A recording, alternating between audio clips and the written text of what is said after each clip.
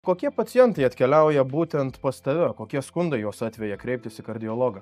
Pradėkime nuo tų pačių faktiškai 18-mečių su širdies ritmo sutrikimais, įdomis, kuriuos mes bandome prižiūrėti ir rūpintis jais, baigiant, beveik 100-mečiais pacientais, kurie dėl širdies nepakankamumo kreipiasi ar dėl, kraujotakos sutrikimų širdyje. Ir be tų tokių įprastų simptomų, kaip krūtinės skalbų skausmas, dusulys, fizinio krūvio tolerancijos pokyčiai ar sąmonės netekimai, yra ir tokių, pavadinkim, galbūt mažiau kartais akcentuojamų simptomų, kuriuos mes vadiname tipiniais, kartais klysta manydami, kad tai nėra būtent kardiologinė problema.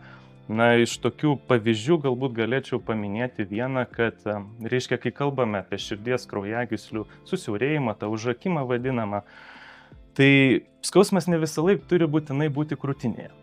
Jis gali būti žandikauly, kakle, petį, rankoje. Ir iš tokių pavyzdžių, iš pacientų esu girdėjęs, kad kreipiasi žmogus į odontologą dėl žandikaulio skausmų, dantį skauda, kitaip sakant, ir odontologas išrauna tą įtariamą, probleminį dantį, skausmas dėja nepranyksta. Raunamas antras, trečias, ketvirtas ir toliau tie dantis, kol faktiškai žandikaulį vienoje pusėje nieko nebelieka, bet skausmas išlieka. Viso diagnostinio proceso metu galop žmogus patenka pas kardiologą, paaiškėja, kad yra užakusi viena iš širdies kraujagyslių, pavyksta ją po to, kaip sakant, sutvarkyti ir galop tie skausmai liaunasi. Tai yra ir tokių kuriozinių situacijų. Kita vertus, antras galbūt toks pavyzdys galėtų būti pilvo skausmas.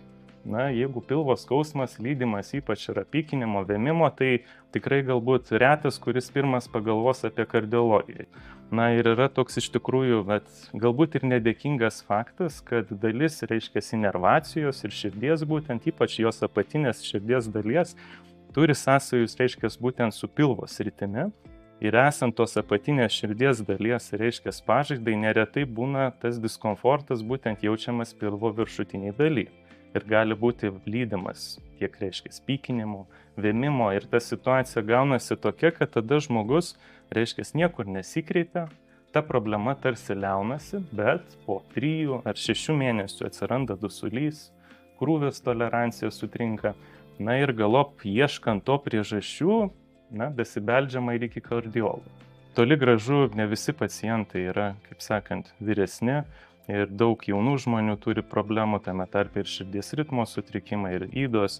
Ir tame tarpe tarp besikreipiančių dažnai yra ir tas požiūris, kaip sakant, šiek tiek į savo sveikatą vis dėlto yra, matau, tarp kartų besikeičiantis, sakykime, ir vis jaunesni žmonės susirūpina savo sveikatą ir pradeda imtis tų prevencinių, tam tikrų veiksmų.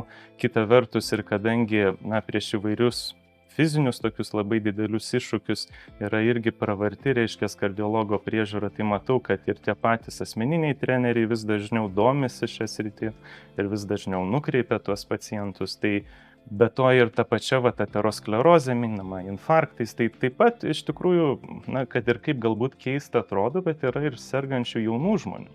Ta prasme, pasitaiko pacientų ir jaunesnių negu 30 metų. Kokie yra būtent tie signalai, tos raudonosios vėliavos, kai tikrai verta būtų pagalvoti apie vizitą pas kardiologą? Kalbant apie tą visų galimų simptomų spektrą, kadangi jis yra toks platus, tai greičiausiai kažką praleisiu.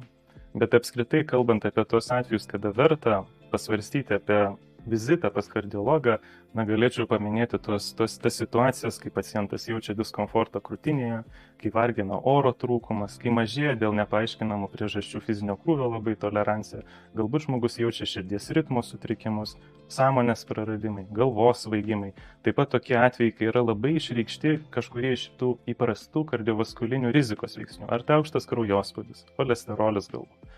Galbūt, tarp kitko, vertėtų paminėti ir tą aspektą, tai yra šeiminė anamnezė. Tai yra tokių atvejų, kai šeimoje, tarkim, vyrai iki 55 metų amžiaus ar moteris tarp 60-65 iki to amžiaus įvyksta jiems infarktai, insultai, ar staigios širdinės mirtis ir žmonės apie tos atvejus žino ir būtent tada mes tai vertinam kaip papildomą rizikos veiksnį ir paprastai siūlom tiem žmonėm anksčiau apsilankyti pas kardiologą. Be abejo, kas liečia tą bendrą prevencinius principus tokius, tai paprastai yra tas 40 metų amžiaus cenzas, kada irgi jau išryškinam tą papildomą tokį poreikį pasirodyti pas kardiologą, jeigu yra rizikos veiksnių be abejo. Ir taip pat atvejai, kai galbūt ruošiamasi kažkokiam labai dideliam fiziniam iššūkiui, tai irgi yra tam tikra indikacija, bei netgi prieš labai didelės apimties, kaip žinai, chirurginės operacijas. Problema vis tiek su kardiologiniam ligom dažnai yra, kad jos prasideda labai ankstyvam amžiuje. Kaip sakant, mes jų nejaučiam. To pačio kraujospūdžio, cholesterolio mesgi nieko nejaučiam, ar ne? Ir jeigu tai būtų koks nors galvos skausmas, tai kuris tikrai jau gyvenimo kokybei mums labai kenkia, tai tada mes gana didelę motivaciją turime gerti vaistus, kažkur kreiptis, ieškoti priežasčių, o dabar, aukštas kraujospūdis, aukštas cholesterolis. Ir aš kaip specialistas sakau žmogui, jums, jeigu jūs tenai kažkokių sprendimų nepriimsit, gal po 10, gal po 20, gal ir po 50 metų kažkas įvyks. Dar iš tokių, sakykime, aplinkybių, kada paprastai patenka pacientai, neturintys visiškai jokių simptomų, tai yra jau paminėti rizikos veiksniai, nes dalies mes jų, kaip ir cholesterolio, kaip ir kraujospūdžio, mes jų nejaučiame. Bet tai nereiškia, kad susirūpinti to pačiu kraujospūdžiu ar cholesteroliu verta tik nuo tos 40 metų be abejo. Kada reiktų pasitikrinti cholesterolį arba kiek dažnai reiktų tikrintis, norint nepraleisti tos ligos pradžios? Taip, tai kalbant apie cholesterolį, tai reiškia, pradedant, jeigu žmonės neturi jokių rizikos veiksnių, anksčiau nėra nieko turėję ir šiaip iš principo kaip yra ir iš pirmos pažiūros sveiki, tai ta rekomendacija galėtų būti ir cholesterolio tyrimą atkartoti kas 5 metus. Kita vertus, jeigu žmogus turi rizikos veiksnių, jam kažkas yra, turi kitų ligų, cukrinį diabetą, aukštą kraujospūdį ir taip toliau, tos rekomendacijos vis dėlto griežtėja. Ir tuomet jau mes tyrimus kartojam paprastai kas metus. Riba, kada mes jau tikrai apie tai turėtume susirūpinti, viena yra pagal tos visus prevencinius gidus, tai yra 40 metų riba, kada mes vėlgi didesnį akcentą, kaip sakant, teikiame šiam klausimui. Kita vertus yra tokių šeimų, kur yra vadinama šeiminė dislipidemija. Tai yra iš principo labai išreikštas, paveldimas aukštas cholesterolio lygis. Tų šeimų tarpe neblogai visai jau būtų pradėti ir tą cholesterolį monitoruoti net ir nuo 8 ar 10 metų pagal remiantis įvairiom rekomendacijom. Teko matyti mitą, kad jeigu cholesterolis normalus, tai širdies lygos negresia. Tiesa ar mitas? Yra ligų, kur cholesterolis neturi, kaip sakant, iš viso jokio poveikio, kraujospūdis, tas pats širdies ritmo sutrikimai ir taip toliau, ar vožtuvų patologijos širdies. Ir, kaip sakant, jos irgi yra aktualios ligos. Kita vertus, net ir ta pati aterosklerozė, tas užkalkėjimas kraujagyslių, ar ne, liaudiškai tariant, sąlygoja labai daug veiksnių. Rūkymas, žalingi įpročiai, uždegiminės ligos, metaboliniai pokyčiai iš organizmo, glikemijos pokyčiai, tai yra cukrus, diabetas. Kartais, pagaliau ir genetinis polinkis labai yra aktualus. Ir net ir pacientai, kurie turi idealų cholesterolį, lygiai taip pat kartais sėkmingai serga infarktais. Nebūčiau linkęs suabsoliutinti to fakto, kad jeigu žmogus turi gerą cholesterolį, tai jam pas kardiologą apsilankyti nereikėtų. Tai tada jau sekantis žingsnis be abejo būna vaistai. Ir dėl tų vaistų, dėl ko mes taip kartais neskubame jų skirti ir kartais, norim įsitikinti, kad tikrai žmogui jų reikės, todėl kad priešingai negu kokie antibiotikai ar kitų ligų susirgimo atveju vaistai, kur yra skiriami galbūt savaitai, galbūt mėnesiui ar pusmečiui, šiuo atveju mes nesitikime, kad jeigu mes paskirsime vaistus, kad jų vieną dieną nebereikės.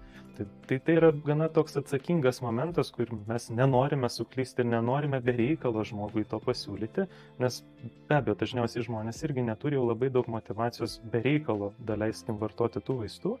Tai tik tais atvejais, kai mes matome, kad rizika yra didelė, kad nauda vaistų be abejo viršia bet kokią galimą, teorinę žalą ir tada jau keliaujame toliau. Vienas iš paskutinių klausimų šiandien būtų, kaip galima būtų to išvengti? To tiek vizito pas kardiologą, tiek ir to gydymo, apie ką tik papasakojai. Tai, pagrindinis tas turbūt toks momentas, ką mes vis dėlto galime įtakoti, vengti sočiųjų riebalų, transriebalų, tada didinti nesočiųjų riebalų vartojimą, skaidulų, vengti, reiškia, rafinuotų angliavandenių. Kas liečia fizinį aktyvumą, tai nors šiandien, kaip sakant, tai vėlgi yra labai individualu, bet jeigu mes kalbam rekomendacijų prasme, tai viena iš rekomendacijų yra apie 150 minučių vidutinio intensyvumo aerobinių treniruočių per savaitę arba 75 minutės intensyvių treniruočių per savaitę. Kita vertus, anksčiau buvo manyta, kad reiškia jėgos treniruotės širdžiai ir viskam kitam yra blogai. Tai paaiškėjo, kad vis dėlto ne visai taip yra ir apie 2 treniruotės per savaitę, jėgos treniruotės taip pat būtų rekomenduotinos. Yra ir tokių rizikos veiksnių, žinot, kur kartais lengviau pasakyti negu padaryti, tai yra stresas. Iš tokių faktorių dar yra be abejo ir cirkadinis ritmas, miegas.